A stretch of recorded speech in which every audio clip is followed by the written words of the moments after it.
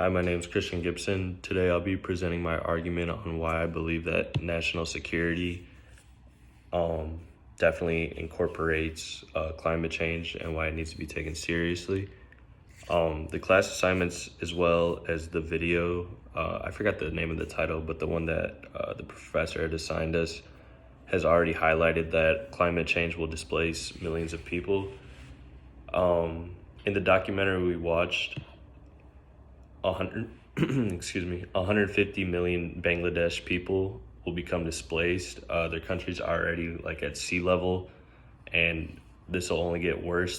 They've already experienced severe hurricanes. We've seen similar with Japan, and then how the earthquake happened, which the earthquake is separate, but there's an increase in major natural catastrophes. There will be another 300 million affected in Indonesia, a small island nation, also called Tuvalu, will completely disappear in the coming years.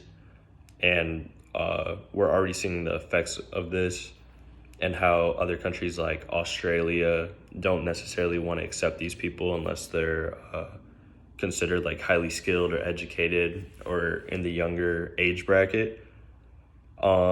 This will cause a shortage of food and water, as farm crops will not be able to produce like they have in past years.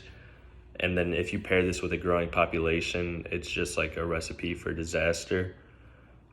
This is alone going to cause a mass migration of people, and they're going to have to cross many borders and disrupt many cultures and a blending of ethnicities, religions, and ideals. And we've already live in a world where political borders don't necessarily determine, they don't account for some of these different ethnic groups already within one country.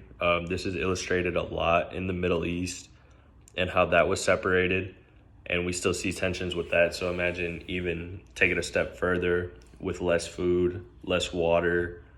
There's going to be more job competition, and most of these economies already aren't sustainable for that. And we've already seen a progression of natural disasters, more frequent and severe extreme weather events, such as hurricanes, droughts, wildfires, and more.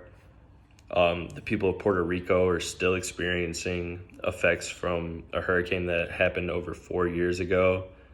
The funding's not there for these smaller, poorer countries. So it's going to turn to desperation soon. We can no longer treat climate change as something that will affect us in the coming years. It's happening right now. We must treat this as an ongoing threat, like the war on terrorism. We as a society need to move to EV, solar and wind energy, and impose restrictions on how much waste big companies are allowed to emit. As nice as it would be to, use a paper straw or no straw at all at Starbucks, like at the end of the day, it's these bigger companies that really need to have restrictions on them for, this is like crunch time. So now is the time that we need to deal with this stuff. Go out and attack back at the lobbyists, because we are running out of time as a society. And that's my piece on why I believe that national security definitely incorporates climate change. Thank you.